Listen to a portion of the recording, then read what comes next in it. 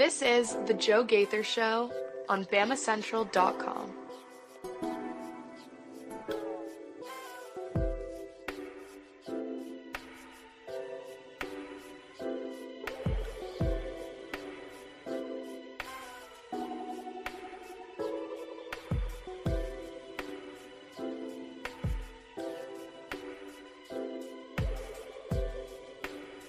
Okay, we're not muted anymore, Theo. Roll Tide. Welcome in. It's the Joe Gaither Show on Bama Central, BamaCentral.com. We're hanging out with you guys on a Friday. I hope you guys are having a great day today. We're going to get it rolling. It's a football Friday. Oh, Mason, let me put our little logo up in the top corner for the football Friday. There we go. We're looking good. Oh, that's not going to work for us.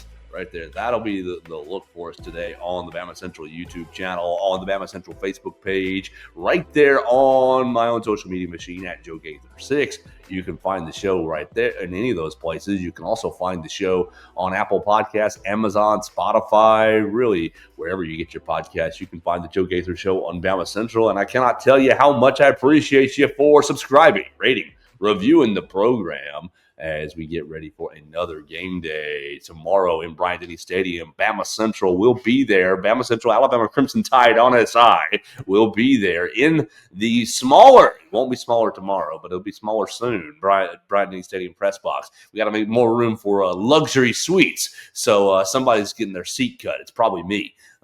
So we will be back in Bryant-Denny Stadium tomorrow to watch Alabama take on Wisconsin.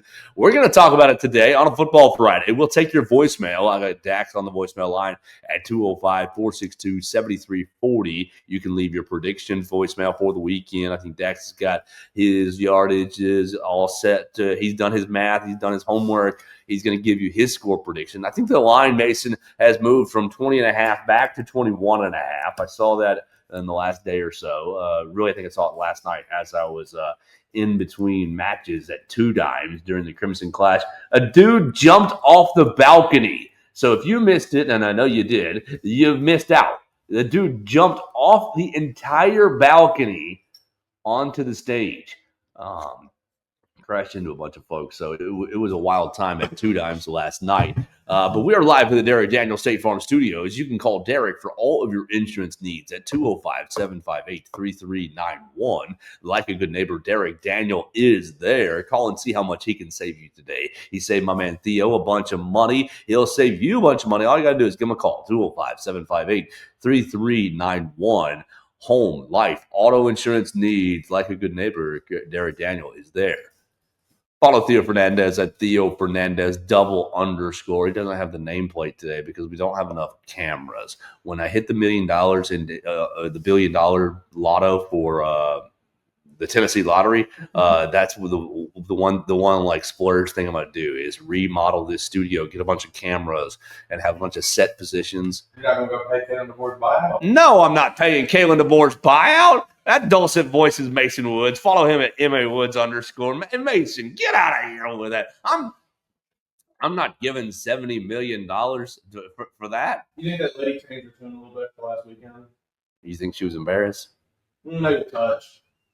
Or maybe that's what motivated this football team. Maybe she's the turnaround here. That's right. If I repeat in Mountmore facility. He said, pay my buyout. Son of a gun.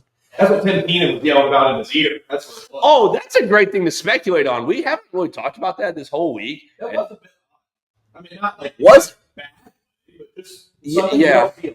Unusual, odd, yes. What did Tim Keenan say? And Coach, this would have been a perfect bleeping place to show your personality on Monday. E.G. McWhorter asked about it, and dang it, E.G., you stole my question because I have my hand up for the same thing. So my puny question about Michael Carroll was a big pivot. I wanted E.G. asked it in a very TV fashion. Just go straight at him, E.G. What did Tim Keenan say? Just go straight at him. We saw a moment on the sidelines where Tim Keenan's yelling at you before the game. What did he say? Mm-hmm. You're nodding your head. What did he say? Theo, what do you think he said? I wish I knew, but I'm sure it was something that locked him in, huh? This is speculation. Hold on. We'll put this out. It's reckless speculation. reckless speculation on what Tim Keenan said to Kalen DeBoer. I think he probably was. Man, you chose the wrong person to ask this, Joe. I'm gonna be honest. Thank you so much, Everett. Everett fixing the sound issue. I did not select the right thing. Say hi, Mason. Make sure Everett can hear you. How we doing, Everett? Doing good this morning? You get that was your 20 seconds of to come up with an idea. Oh, sorry. All right, I got that's fine. That's fine. I mean, I imagine there was a lot of words that we can't repeat on this show said in that short exchange there. Maybe some prove those mother bleepers wrong. Da da da da da. You heard what they said about you this week, Coach. We're behind you. Raising money for your buyout. Yeah, I imagine it was a bit of that sprinkled in with some 4-letter words that maybe we can't quite share here. Aggression, Coach. Be aggressive. Time to yell at any of these underclassmen who don't have their bleep right. I'm all for this. I think. I am too. I think. If Tim Keenan, and like you remember it, Mason, right after we talked to Quay Russaw the week after the Florida State game, he basically was like, Tim wasn't really there to. Mm-hmm. I wonder if Tim is just like the nasty man that you need on the football team. That's like, yeah, man, we're going to do this. We don't care how hard it is. We don't care how much it hurts. How strong they are. We're Alabama, nasty man. I mean, not to like. Oh no, go ahead.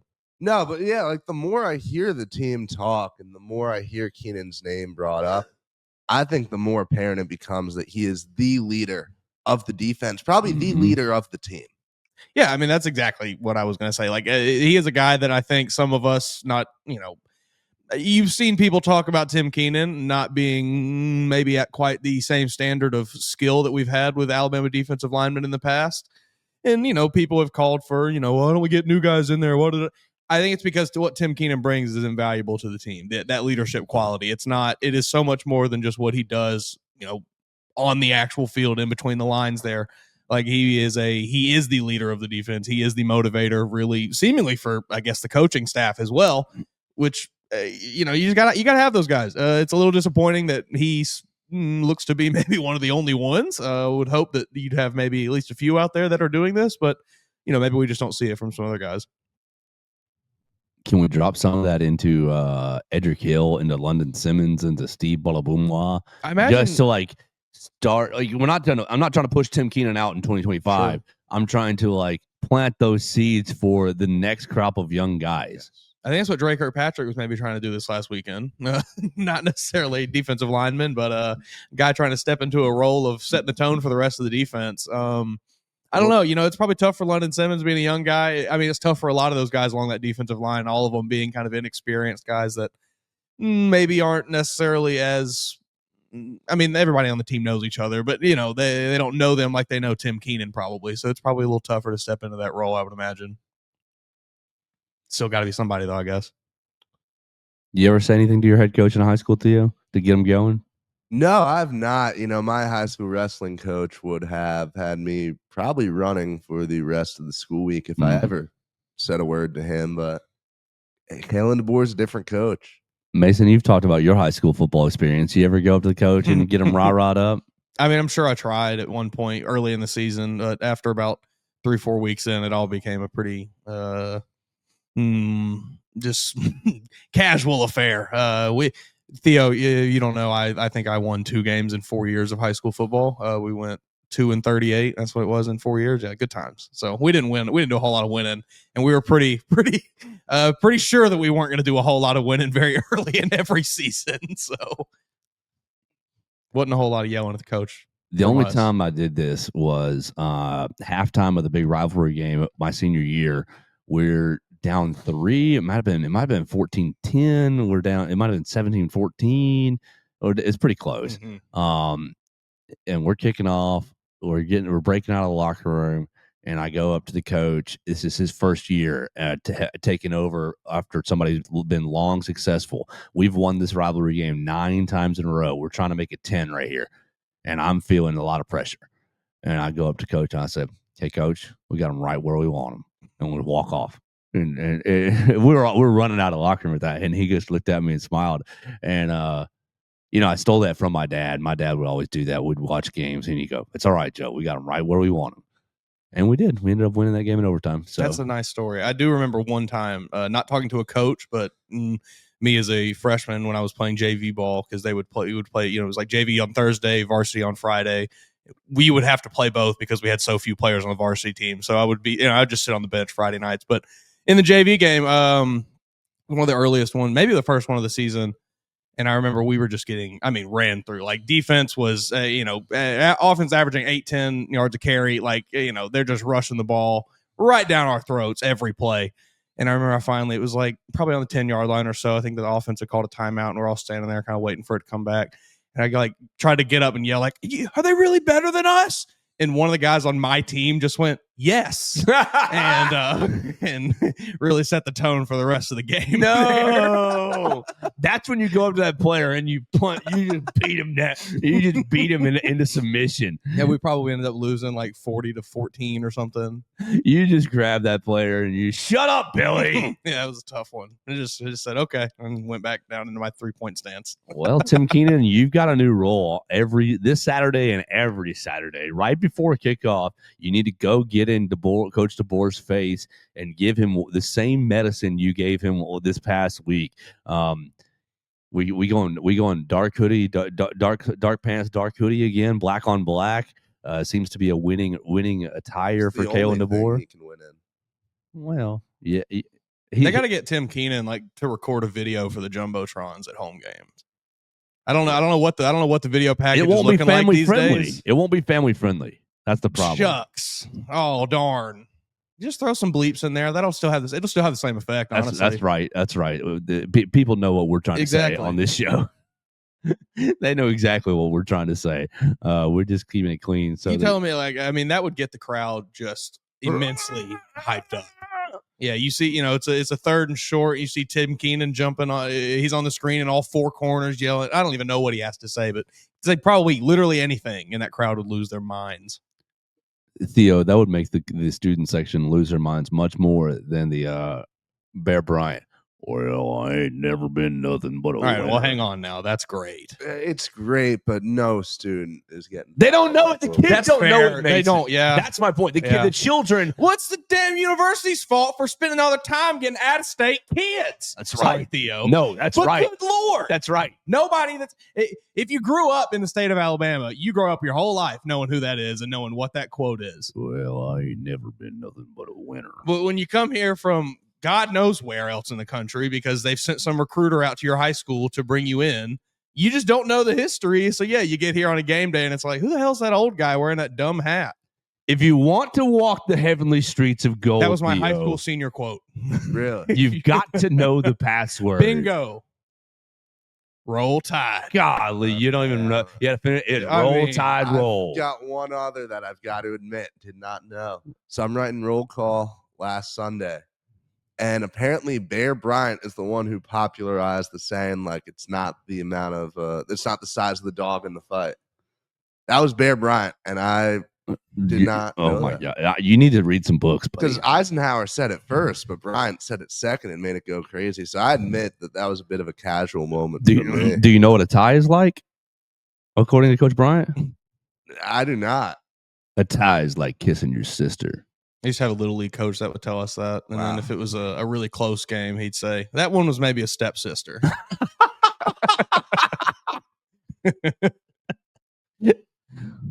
Theo.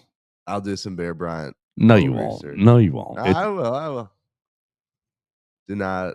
I don't believe you. We'll see. You can quiz me in 2 weeks. In 2 weeks, okay. I'll have the whole weekend of the bye week to. All right, finish this sentence. The price of victory is high, but you see, this is why you got to do it in 2 weeks. Not like right now. Mason, I'll be honest, you stumped me with that one too. But so are the rewards. So are the rewards. That's a good one though. These are the things, and admittedly, it's been one season, so we're only, one season and 2 games. So maybe Kalen DeBoer's got some time to figure out some DeBoerisms. Right. But this is seemingly what we are lacking from this coaching staff that we Yeah. had with Coach Saban. I know not everybody is Coach Saban, not everybody is Coach Bryant.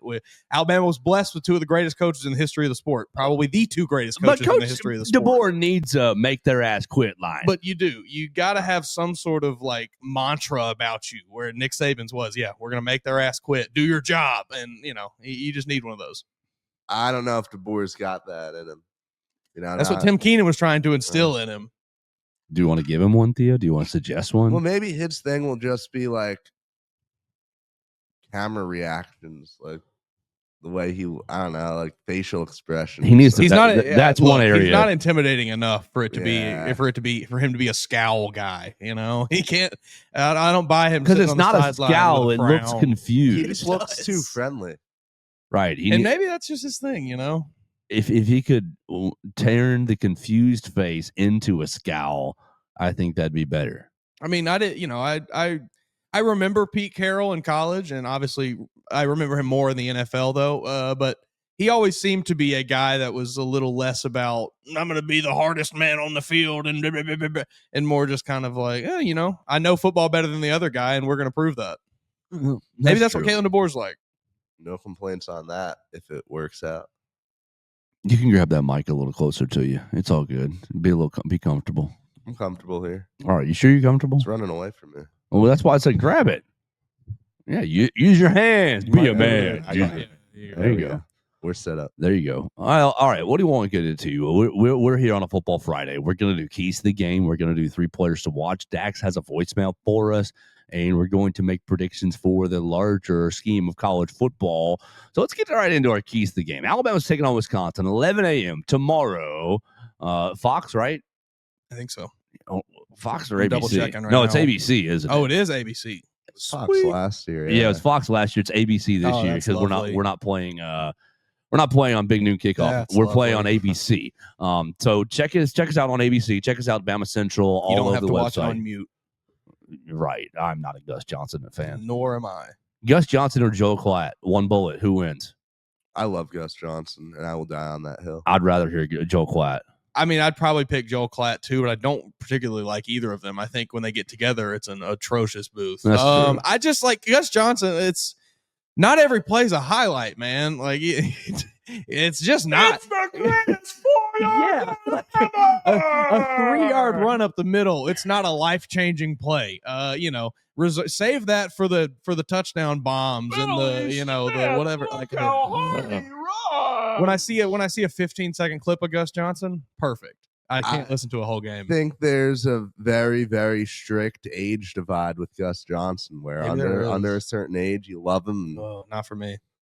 You a Pat Over McAfee here. fan? Yes, Oh. huge. Yeah. Well, okay. Maybe that's what it is. Y'all are Definitely an age. Y'all are thing. fools. Theo, we need you to lead this younger generation into some wisdom. I'm leaving. I mean, the guy. reason, man, I guess it's not. Pat it's is- not tanking in the young folks' opinion. but, Pat is mind poison. yeah. I think I like Pat a lot less than I did a couple years ago. All right, That's get also in. the kind of opinion I'm in With now. that I've being gotten too said, I much of do him. still think he's a very entertaining figure in sports media, I wouldn't disagree. and one of with the that. best things that ESPN has to offer right now. Well, we're the first part of that. We're not on ESPN, but we are one of the best things in sports media. Yes. Most entertaining things in It sports was an media. outstanding show that we. I think if I just saw a little less Pat McAfee, I'd be happy. Exactly. You only need he you only need so much. He Joe with doesn't the need to be glasses. on the game day panel. Give him a game day segment. or 2. I Sure. think he's great on game day. Give I him. think game day in its current form is must-watch television. I think game day is a near perfect show right now. Enjoy that. I'm going to have some breakfast. I will sit It's down a and chore watch for me to watch it. I'll be I'm honest. gonna all wa- 3 hours every week No, and love it. I'm gonna Yeah, be. no, it's a chore. For All right, me. so, I do hey. watch it, but I don't have a great time. Chris Walsh, you're watching this. Our boss is always watching the program. And so we just got it out of him. Theo watches game day 3 hours every Saturday. So when Nick Saban says Alabama is getting beat up in the trenches, Theo is your guy for the quick hitter. Well, not this week because I will be in the Alabama press box. Yeah, you'll still be the guy. All right, so I can watch game day from there. I can pull it up. Right, because I'm not watching game day in the Bryant-Denny press box. I promise you that. But people will be. The sickos absolutely will be. I'll throw on game day in there. They'll be watching it, and I'll be having breakfast, sipping coffee, cutting jokes. I'll be having breakfast too. But Sipping coffee, cutting jokes, watching warm-ups is what I'll be still doing. Be watching it. I'll just now have to pay attention a little less close than I maybe did before. Golly, just it's an insufferable program. With Desmond I Howard, don't think it's insufferable, but yeah, Desmond Howard, he doesn't know what he's talking about 90% of the time. he doesn't, but it's still entertaining. I don't think it is because he doesn't know what he's talking about. That's a great that's a great question here. Like, to be entertaining, you have to tell me the truth and like actually have knowledge and facts and stuff. You can't just like if we just sat on here and said the most hooey stuff in the world that wow, Alabama didn't even lose to Florida State. That was not even real. We're not. I don't know. Just was just going off and trying to be this big,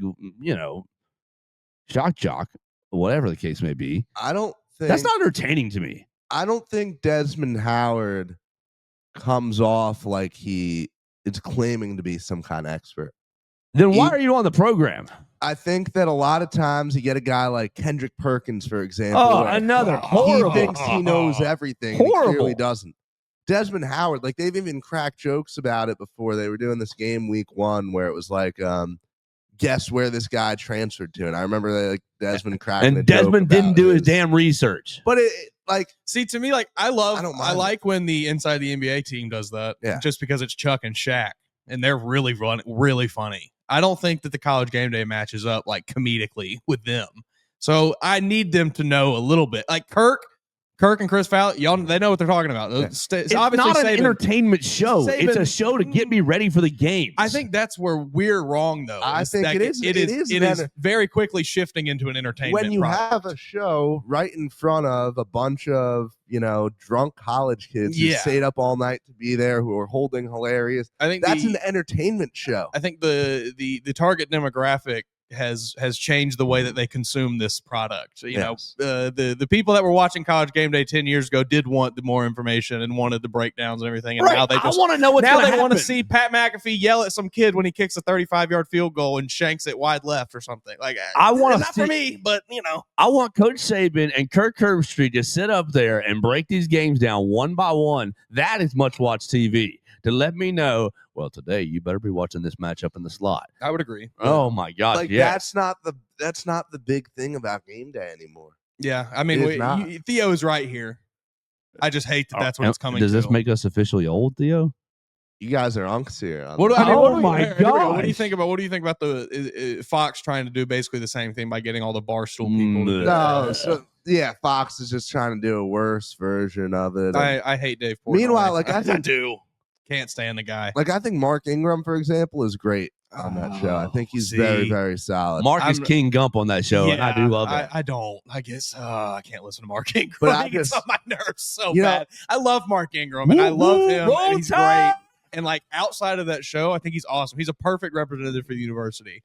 But man, he's just a little too much for me on the show sometimes. Now, to the point that you guys were making, my father prefers Big Noon Kickoff to College Game Day. Oh, I could never. We gotta find out what kind of drugs your father is on. They could give me 4 straight hours of Pat McAfee, and I think I'd still like College Game Day more than I like Big Noon Kickoff. It's Urban Meyer on that. It is. It's Urban Meyer is a real big turnoff. It's Urban Meyer I don't want to listen to anything and it's that guy Matt has to Leinart. say. It's Urban Meyer and Matt Leinart together. I don't mind Leinart as much, but it's definitely Urban Meyer for me.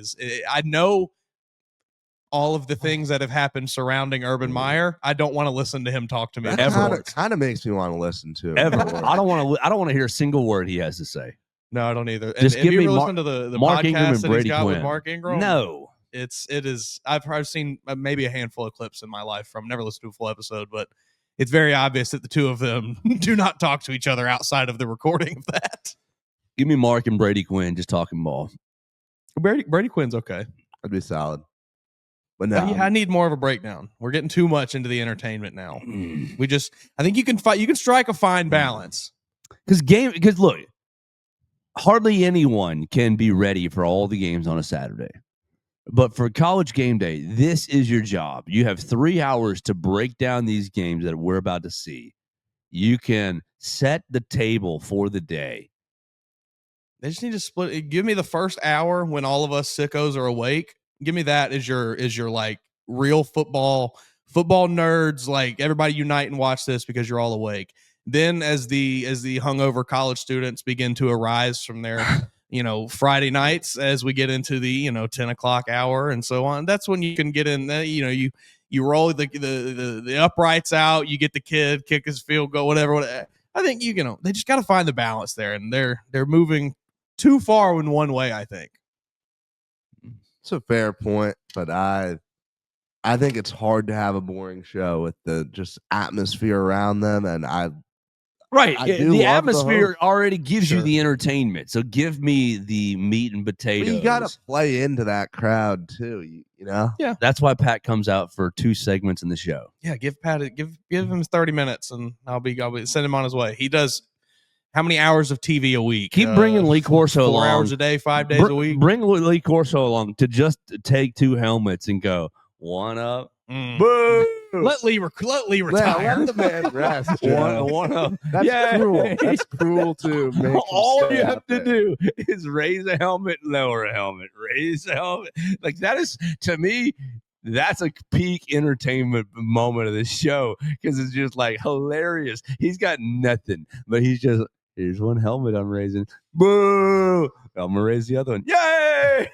And he's got the crowd in the palm of his hand, and this old man is just boo. Yay! I mean, like that's essentially all it's been for the last 3 years. I love it.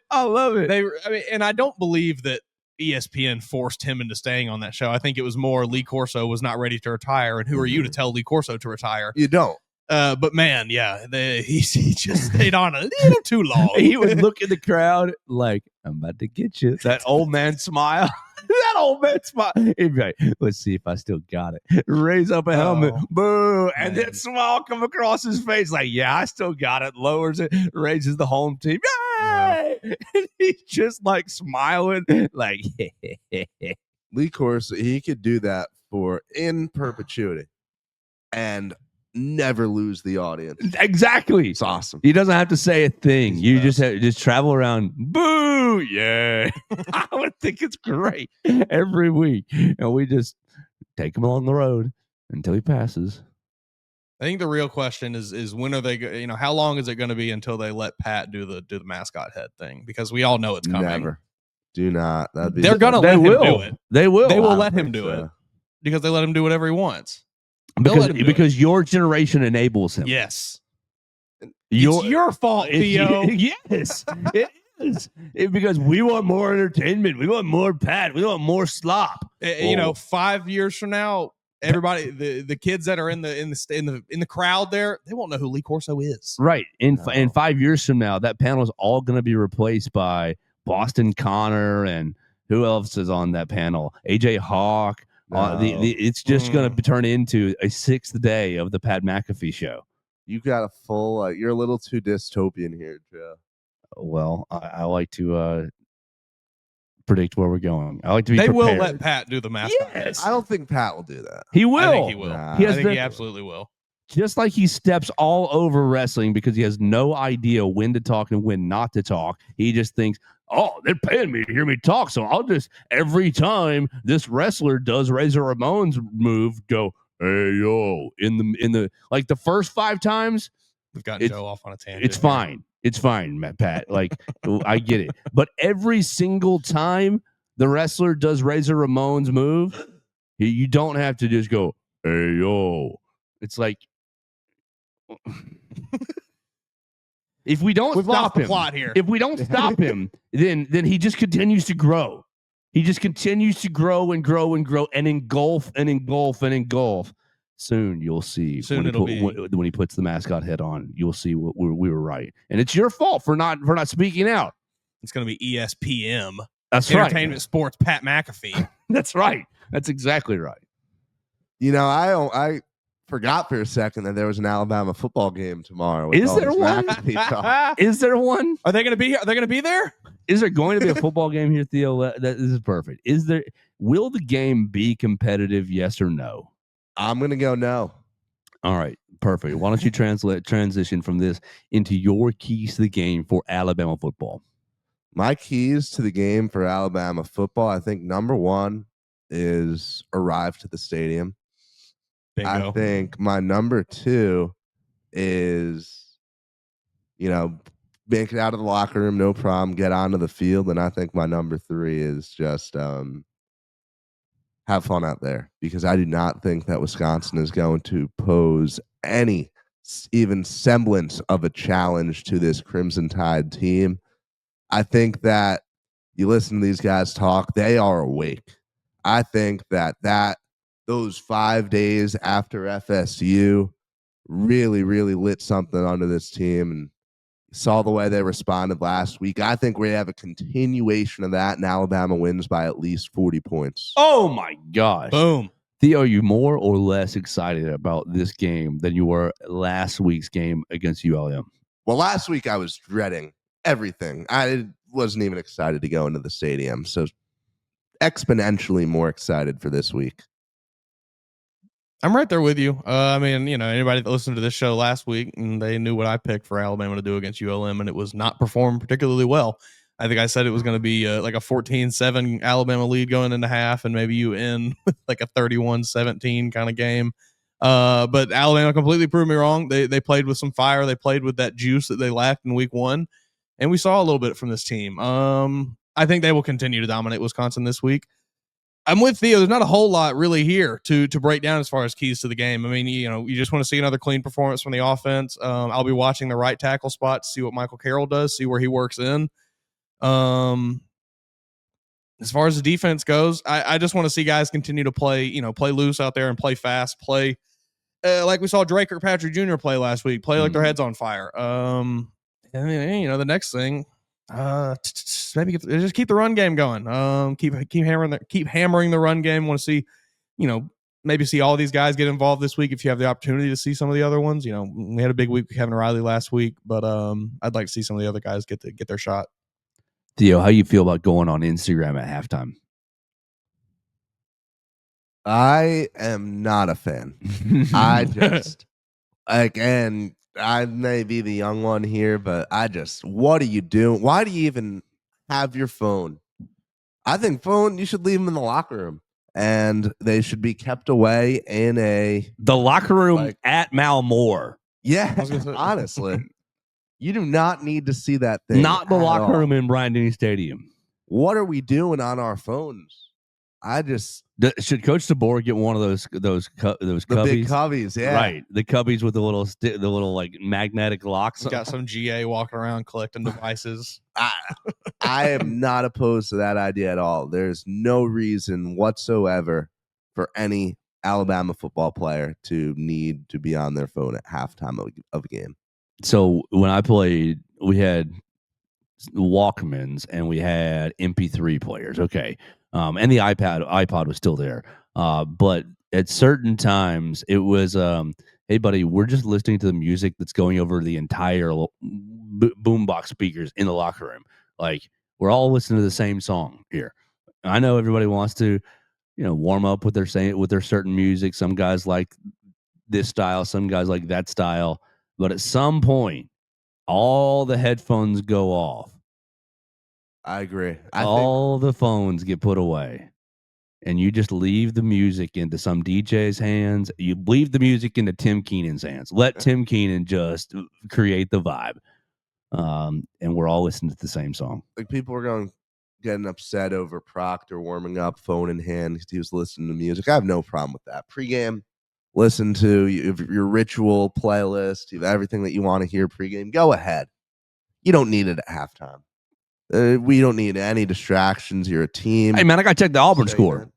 Oh. They got it on some TV in that facility. You got to check out what them War Eagle Tigers are doing. I agree with y'all. But when you play like Drake Kirkpatrick Jr. did, I also don't care what you do. Exactly. Who gives a rip? Go out there and take someone's head. If you want to be on Instagram, it's fine. If Ryan Williams had done this during the Florida State game or something, exactly, we'd be having a totally different conversation. I'd be furious about it. During the Florida State game where he drew 2 penalties that nobody's talking about, drew 2 first down penalties. One would have been a touchdown. Maybe both of them would have been a touchdown. What if there weren't penalties and he caught those balls? They were, and he We're didn't. too early in the season to be playing the what if game. I'm just saying. Maybe his game wasn't as bad as people thought. I mean, he didn't play It great. wasn't as it wasn't bad as bad as- as people thought, but he still didn't play But great. the reason it wasn't as bad is because Florida State is a good football team. And, like it's bad. It's not as bad for those reasons. Like for the fact that, first game for Ty Simpson on the road against a top 25 opponent. But no, the fact of the matter is Alabama lost pretty comfortably. And you can't play the game on, if this happened, Alabama would have won because, quite frankly, I don't think Alabama was all that close to winning. And, that's okay for week one of a season. And we're picking out Ryan Williams because who else on this team is going to get on Instagram at halftime than him? Come on now. Yeah, I tell you what, Bray Hubbard played bad week one. I know he's not getting on Instagram. Bray Hubbard doesn't even have an Instagram. Yeah, Bray Hubbard's got a exactly. burner Instagram. That's what he's got. It's no photos on it. So he can just It's user 8456334. just DM pretty girls. Hey, it's Bray Hubbard. They're like, this is a scam. No, it's not. You want to go hunting?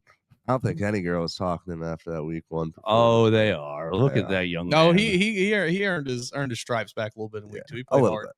And I think he had a great response this week in the press conference. I agree. Yeah. Yeah. It was a little too. I didn't like it when I first saw it, but after Joe kind of expanded on it a bit, and it was more. Yeah, it was just a little too. What's the right answer? That's what I'm going to say. It sounded a little too. You ever pour gasoline on fire like that? Like, really? I don't know. How did you? It was a little Arch Manning-esque. A little, Yeah. everybody else was a target on their back. Yeah. All right. So my keys to the game for the Crimson Tide are dominating on the defensive line, and really what I want to see is controlling the running game to the point to where Wisconsin stays in 3rd and long. And then it becomes controlling the passing game in the sense, I don't really even care if there's no sacks in this game. I know we're all focused on sack numbers, and they're not good. They're still not good. They were horrible last year through 2 games. They're basically horrible. Yeah.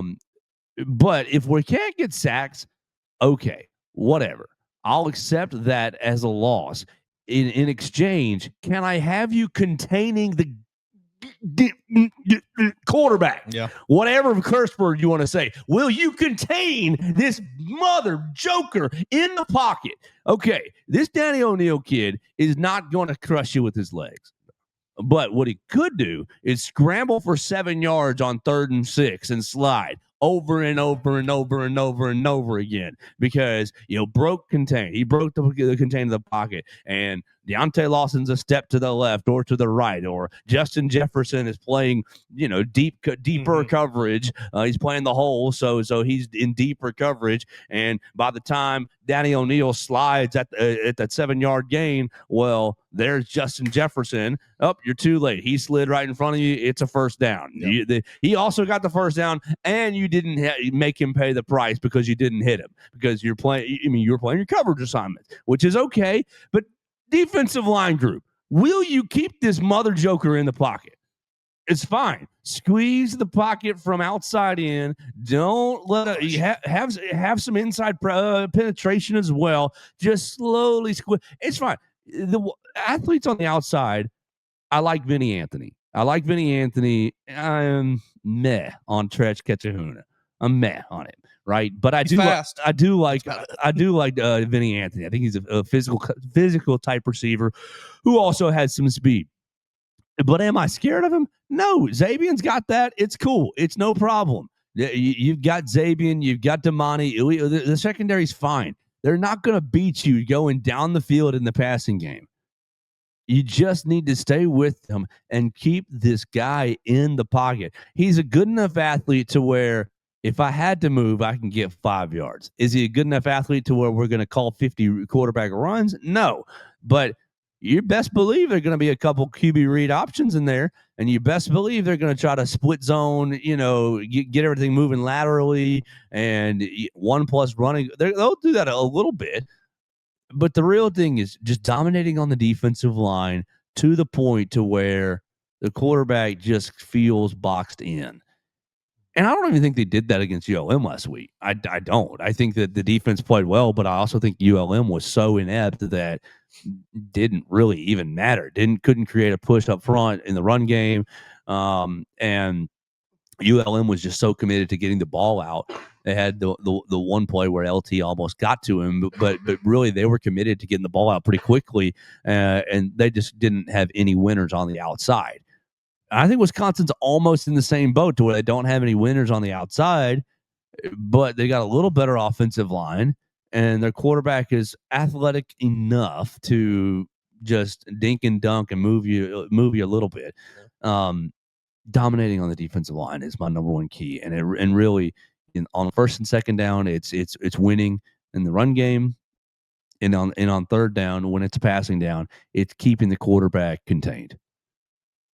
On the offensive side, for me, on the offensive side, my biggest key for Alabama is something they've done well with through 2 games: no turnovers.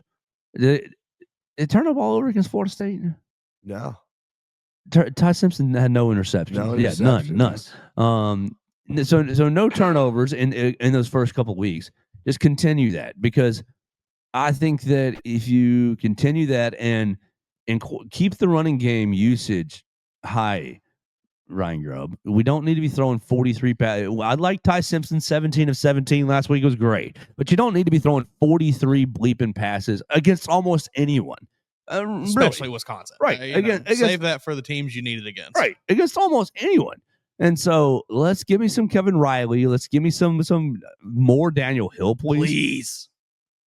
I'm not really missing Dre Washington because I didn't really know what he was going to be. Yes, I did talk him up in fall camp. I thought he was going to probably create a role for him, and he might still create a role for himself.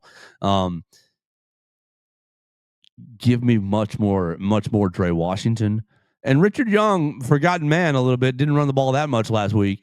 I think that you need to get north of 35 running back carries. I like that number. I think that's a good number, but I also think that being 2 weeks in now, I'm not as concerned about how evenly distributed the carries are. No, I'm And not I think either. if Kevin Riley has really, I mean, we've seen the job he's done, and if he's the guy now with Jam out, then he's the guy. I'm seeing Kenyon Drake and I'm seeing TJ Yeldon in my comments when I throw up Kevin Riley highlights. I like those comparisons. Mm-hmm. I don't know that he has. I'd like to see him a little more in the receiving game, maybe. But Had 6 receptions last week. Oh, did he? I guess I just he had about 50 yards in the passing game. Yeah, 6 receptions last week, but all of it was right out of the swing passes. My deal is just don't catch the fumbleitis like TJ Yeldon had. Don't catch the fumbleitis. Why'd you have to even say it? Well, I got a worse one for Kenyon Drake. No. Don't catch Don't catch that bug either, Kevin Riley. Don't catch either of those bugs, please. So that's my key to the game is dominating on the defensive line and not turning the ball over on offense. Not that the turnovers have been a problem yet, but I think as long as they don't turn the football over and they run the ball north of 35 times. You said 40 points? I think we are looking at a 40-point victory. I don't really think that's that crazy. I mean, I don't think Wisconsin is like head and shoulders above better than ULM. On Wisconsin, plow right through that line. I mean, that's one of the worst teams in the Big Ten. Yes. Wow. Am I wrong? 40 points? All right. The line's 21.5. So if you're a gambler, Theo's giving you free money right there. Let's go to the voicemail line, then we'll come back and do our 3 players to watch. So we're going to go to our voicemail line. You can call the voicemail line at 205-758-33. No, that's Derek Daniels' number. 205-758-3391 is Derek Daniels' insurance number. 205-462-7340 is our number right here on the voicemail line. And here's Dax with his prediction. What's up, guys? It is Dax. Happy Football Friday. It has been a depressing 2 days, but we're not going to get into that. It's football time, and that's what we all need, a timeline cleanse on our Twitter feeds.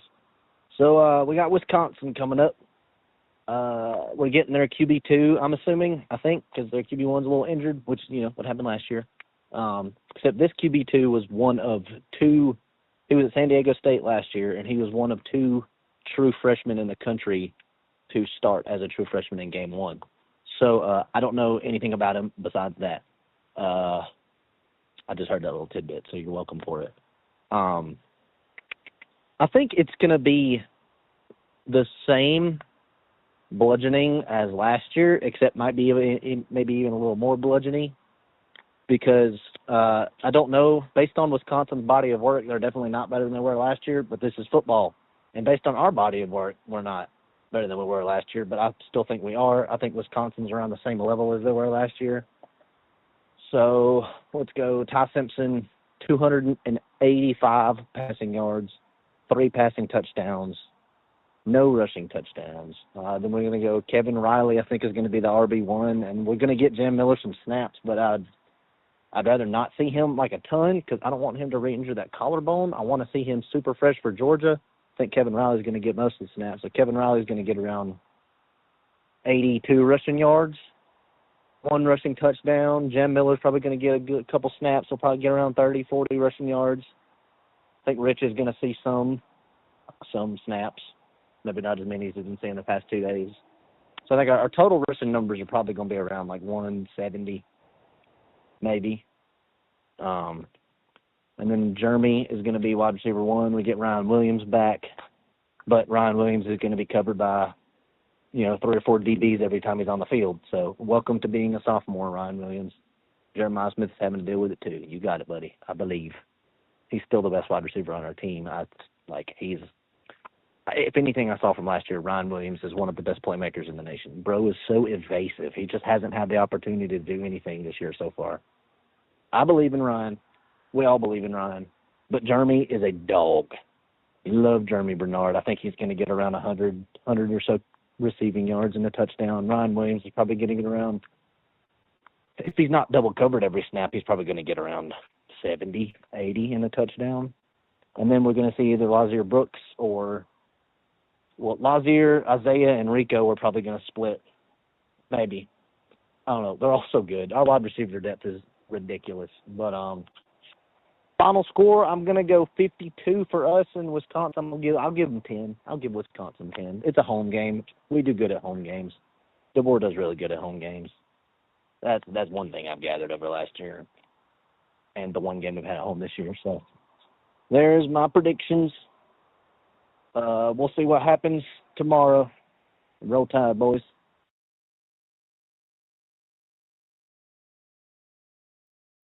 Roll Tide. That's Dax on a voicemail line going 52-10. Alabama over Wisconsin. We appreciate him joining us right there on the program. You can as well at 205-462-7340, extension 800. Theo Fernandez, why don't you lead us right off? We'll go 3 players to watch. You go, my 3 players to watch are X, Y, and Z. So you give us player 1. This is how we play. You give us player 1, you tell us why. Then you give us player 2, you tell us why. And you give us player 3, you tell us why. And then you say, so those are my 3 players to watch. And that's how we make it into a nice little clip. Okay. Well, my first player to watch is Cole Adams, and I think that I'm very interested in the amount of reps that Cole Adams got. I'm very interested in the amount of receptions he pulled in, and I'm very interested if this is a trend that's going to continue for the whole season. So I think this game is going to tell us a lot about how will we see Cole Adams used down the stretch this year. Second player to watch is going to be Michael Carroll. I'm curious if he gets back out there today. I mean, it's amazing. Look, I'm not great at scouting offensive linemen, but I know that there are a lot of people who know a lot more about that than me, and those people seemed relatively impressed by what he did. So if this game does go the way that I think it will, I'm very curious to see if we see him out there. And my number 3 player, guy I wrote about this past week, is going to be QB Reese. Love that. I think that I was astounded by what QB Reese did out there on the field in his time. I mean, in just one quarter, he recovered a fumble, took it 20 yards, and then he forced one that allowed us to score that final touchdown. So I think that, as a redshirt freshman, such a young guy, he's really blown what he should be doing out of the water. Kane Womack called him the hardest working player on the defense at some point this summer. And I think that, if someone has to come off the field at some point in the game, whether even if it's just to catch your breath for a couple snaps, I want QB Reese taking his spot, and I think that he'll do some very big things. Ramsey Ram, QB Reese. That's a good three. That's a good three. That's a You good three. stole Right there. at least Stole two two of of mine, Mason's for picks, sure. which is Two of great. the That's players great. I had. Now he has to pivot One more- and go into the creativity I have one more note on Cole Adams as well for people to watch this weekend, though. The punt return. This is a week where he takes one back. I just got a feeling it's going to happen. Takes one back or gets taken out again No, spectacularly by a punter. It takes one back. He's going to get a lot of return opportunities this week, I believe, because I don't have much faith that Wisconsin's going to be able to move the ball very well. But my first player to watch, Lazier Brooks. Big week last week. It was the hot name in the streets. Everybody was talking about after last week's game. Kind of had his breakout performance. I expect him to hopefully get another decent share of opportunities this week. So hopefully he makes the most of them. Next, I want to go to the defensive side. Go Steve Bolabumwa. He didn't get in the game a ton last week, but made the most of the opportunities he had. I think he only played like 10 or so snaps, but he had like 4 tackles. So I want to see him maybe that's a sign that they're trying to work him into the defense more, and hopefully this week gives him an opportunity to maybe bump that snap number up. I'm excited for what he can bring. It's a guy that has not been playing football very long, and I think the upside there is really high. Boomwa. And we'll go back to the offense for the last guy, Daniel Hill. Joe already mentioned him earlier, and I was very excited when he did. I just love Daniel Hill. I just want to see him used in short yardage situations, goal line situations where you need a guy to just be that powerful, big-bodied back and run somebody over, run through a mother bleeper's face. Put Daniel Hill in the game. I'd like to see it. Kevin Riley's great. He's had a great, couple weeks here. I think what they do as running backs is different. Kevin Riley's a little bit more, speed. Daniel Hill might be a bit more power. But I'd like to see the younger guy get involved a bit. That'd probably be my 3. Dang, you left me with a really low hanging fruit, and I'm taking it. I'm taking it just because it's there. Number 1 for me, Ryan Williams. Sure. I mean, one because you left him out, which is perfect. But you're coming back from injury. You've heard all the noise, all the negativity. Are you too soft? You need your emotional support, teddy bear. You think he rolls it out this week? If I were him, I'd put it on my head. Me too. I'd wear a T-shirt with it. I'd have everything. I'd have one in each hand.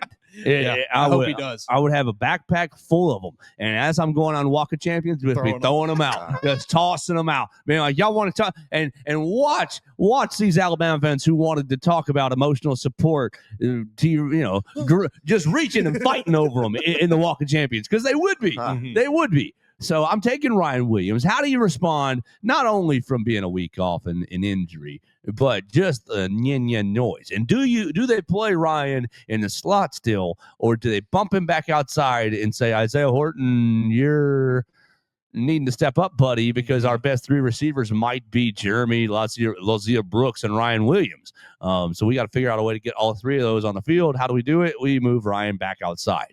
I think Ryan Williams is a huge player to watch for Alabama this year. I believe he scored in the Wisconsin game last year. End of the first half. Right. It was a really beautiful ball from Jalen Milroe. So I'm taking Ryan number 1. Number 2 is LT Overton. Is LT, for all the things I talked about, when are you going to convert these almost sacks into sacks? And even if you don't convert them into sacks, you can't let them escape for 6 yards. You can't let them escape for even 3, 4, 5 yards. Like, make them throw it out of bounds. And I know they threw it in an incomplete pass this past week, but that should have been a 40, 50-yard completion down the field after you let the quarterback escape. You're looking at a toe out of bounds against a inferior opponent. If that's against an SEC team, that's 50 yards, and you just turned what would have been an 8-yard sack into a plus 50-yard play. You're still on the field huffing and puffing, and the other team is going again. You've got to get this issue figured out on the defensive line. Whether it's, hey, we just can't sack anybody, okay, but can we collapse a pocket? Can we collapse a pocket and keep a quarterback hemmed inside it? LT Overton, you're my number 2 player to watch. Okay, so number 3, what do we want to do for number 3? We already took Michael Carroll, who I love. We already took Daniel Hill, who I love. I want to think Kevin Riley, but I'm thinking about like who's really going to be impacting the game. Is it?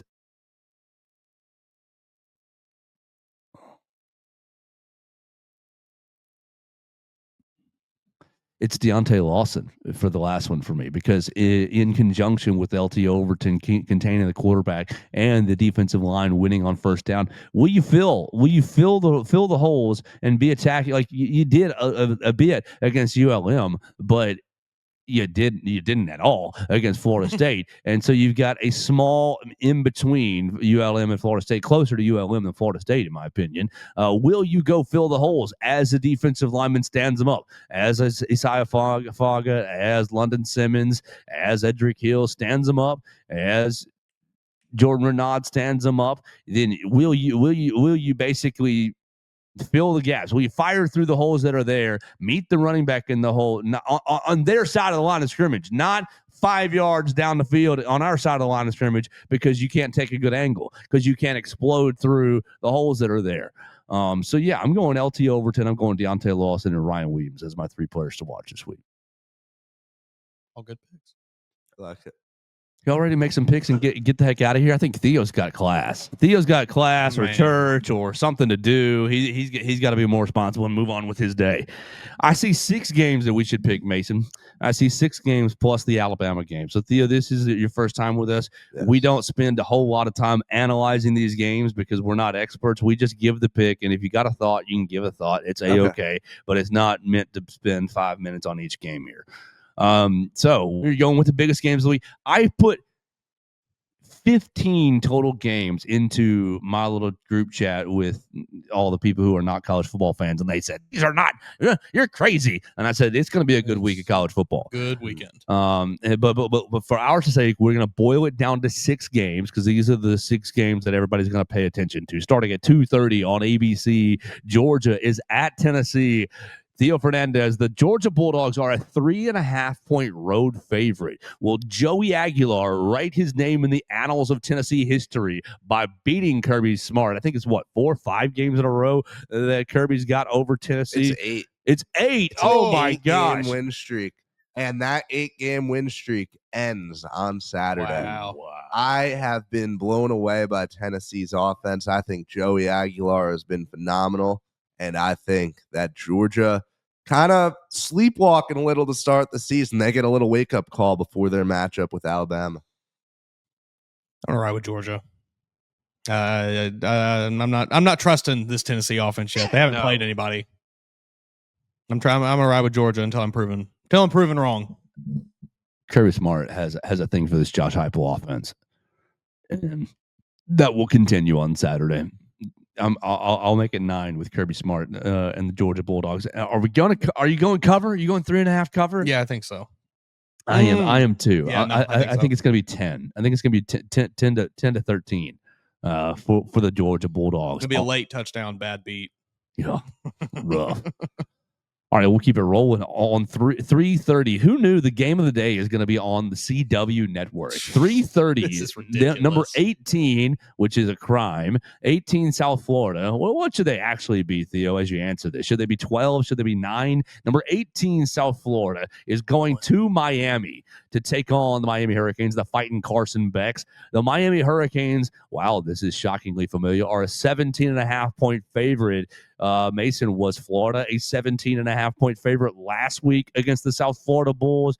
Theo Fernandez, will Alex Golesh and them boys go back to back beating 3 ranked teams in a row? I think they fall just a little short, but I think the game proves their legitimacy. I think this game is within 10 points. They compete to the end, but I think that Miami, Carson Beck, very good team right now. I am unfortunately in agreement with Theo here. As much as I do love this USF team, as much as I think they should be ranked a little higher than 18, they're the only team in the country with 2 ranked wins. I think it might come falling down this weekend, just because Miami will probably be able to out-talent them. It'll be a close game, and USF's going to fight until the very end. But I think Miami probably just squeaks this one out. Yeah, I ditto everybody's comments. I'm taking South Florida plus the points, but Miami to win the game. All right, we'll keep moving on. 6 o'clock on ESPN. Arkansas is at Ole Miss. Lane Kiffin, you let us down with the cover last week. I really thought that y'all were going to smoke Kentucky just because of what happened last year. But Arkansas, Taylor Green and company is going to Ole Miss. Ole Miss is a 6.5-point favorite. Theo Fernandez, who you got? Ole Miss has struggled. Ole Miss was not all that impressive last week. I do think they take care of business here and move to 3-0. Oh, I don't know, man. This one's tough. Taylor Green is playing really well. Arkansas looks okay through the first 2 weeks. I mean, I haven't been exactly sold on Austin Simmons for Ole Miss yet. Lane Kiffin does love to lose a game he's not supposed to. I'm going to take Arkansas. Yeah, give me Arkansas. Sweet. Is Bobby Petrino get him to remind everybody that he's the offensive coordinator in Arkansas? I'm going to say yes as well. We'll take Woo Pig Sooie to win the game outright in the Grove. 6:30 on ABC. The Florida Gators, and there's no little cute number by their name anymore, is going over to Death Valley to take on number 3 LSU. The LSU Tigers, the Bayou Bengals, are a 7.5-point favorite. Theo Fernandez. I think LSU covers that spread. This Florida program is reeling. And look, we know Billy Napier well enough to know that he's not going to start winning until there are 4 games left in the season and he needs to keep his job. I'm right there with you. I think Florida continues to fall this week. I don't think that Billy Napier is the coach that you look at and you're like, ooh, watch out after a tough loss. They'll bounce back. No, I think they will continue to get worse, and we'll probably see LSU win this game pretty handily. DJ Lagway regression is full effect right now. We're going to say we'll make it 3 for 3. I'm taking LSU to win and cover. If you are on NBC or Peacock at 6:30, you will see Texas A&M going to Notre Dame. Notre Dame, we haven't seen you since you lost a heartbreaker to the Miami Hurricanes in the season opener. Number 16, Texas A&M is taking on number 8, Notre Dame. Notre Dame, a 6.5-point home favorite, Mr. Fernandez. I was impressed by Notre Dame against Miami. I thought it was a battle of 2 very good teams. I think Notre Dame wins, and it's honestly not particularly close. Oh, I really don't know. I like this Texas A&M team. I like Marcel Reed at quarterback. He's playing pretty well. I've not been overly impressed with what I saw from Notre Dame's quarterback in week 1. I do think Notre Dame, just on paper, is probably a better team. But you know what? Give me the SEC. Give me Texas A&M. Damn. I'll go with Theo here. Big brand. Can't stay away. Notre Dame. Easy. Notre Dame takes care brands. Hey man, give me that fight. Give me that fighting Irishman. No, he's not even fighting anymore. He carries a football now. Yeah, I didn't like that. It's awful. Yeah, that's weird. I still think Marcus Freeman is a top 5 great coach. I think he's a great coach. I think Elko's a great coach, though. The last game on our sheet before we go predict the Alabama game is at 6:45 on the SEC Network. The fighting Diego Pavias are going to South Carolina and looking to break Shane Beamer's heart right here. Let's end this dream early. Vanderbilt, unranked Vanderbilt, going to take on number 11 South Carolina. Both teams 2-0. Theo Fernandez, the Gamecocks are a 3.5-point home favorite. Can they avoid the inevitable that is Clark Lee? Shane Beamer loves to lose a game that he should not lose early in every season. That's going to continue. I got the Pavias winning this game. Yes. I think Vanderbilt is inevitable. I'm with you. I think Vanderbilt actually unlocked something a little bit last week with that win. That second half was the first time, I think, since Diego Pavia took over as the starter, that I've seen their offense actually start to click and not look like it was just dragging along until they finally punched it into the end zone. They started getting explosive plays. They started to unlock some things a little bit, and I think that continues this week. Give me Commodores. Anchor down. Commodores get a huge win, get themselves into the top 25. Oh man, if they win this game, they're very likely going to stay undefeated until they come to Tuscaloosa. Yeah, baby, give me them fighting Commodores. I hope. Not only do I hope they win, I think they will. I think this is going to be a game that Shane Beamer, it starts to get close, and you see that clipboard start shaking, and you see that anxiety start to manifest itself throughout the South Carolina sidelines. Lenora Sellers, his eyes are going to get big in those goggles. You're going to play Sandstorm a million times at Williams-Brice Stadium, but it's not going to help you. Vanderbilt wins. Joe, I've got to step in real quick before you throw us the Wisconsin-Bama game. Why? Haynes King is going to lead Georgia Tech to an upset over Clemson.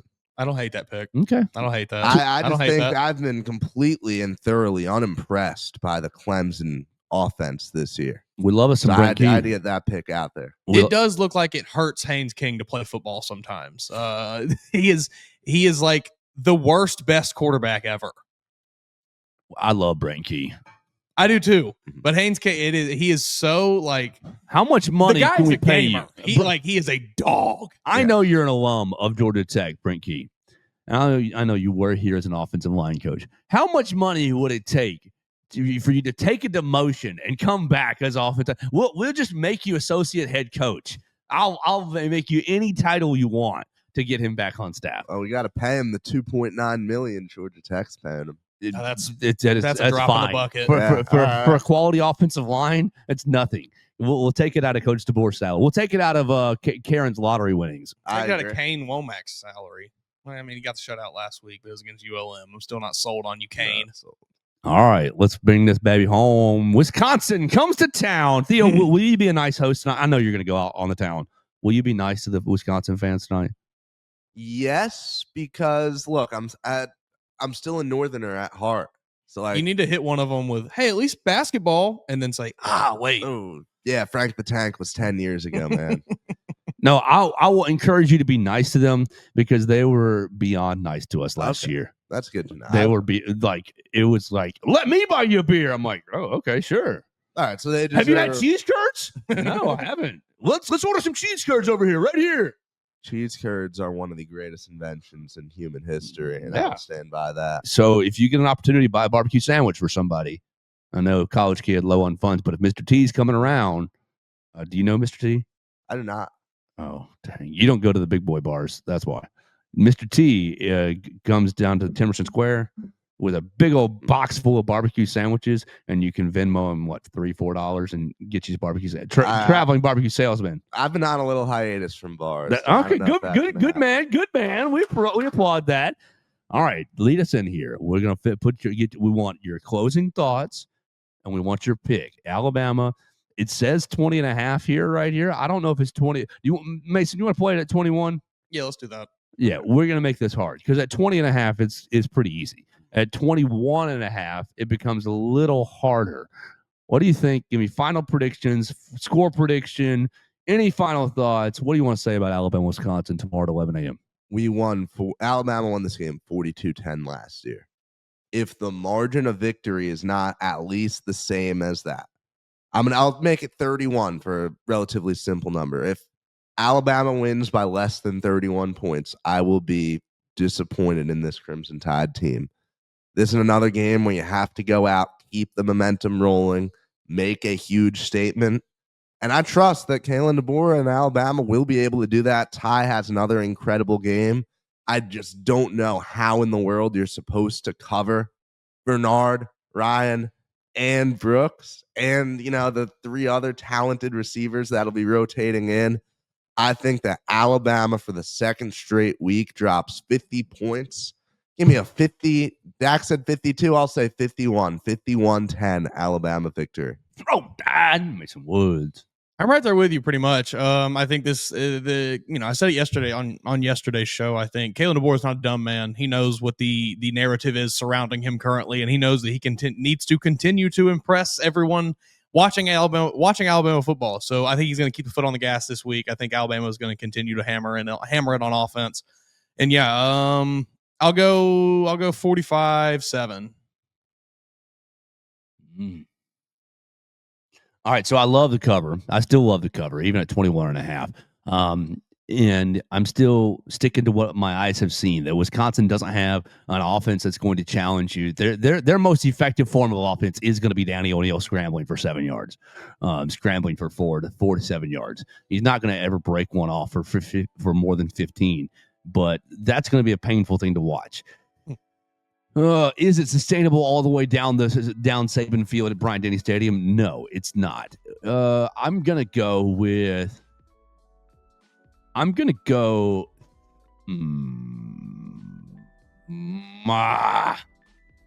See, what just came to my head was 38-10, but I don't even like that. I like 48-10. That's what I like. I like 48-10. I like us to see Connor Talty field goal. That would be 2 field goals, right? 45 and 47. Yeah, that would be 2 field goals. 2 Connor Talty field goals. Get him some more experience in Bryant-Denny Stadium.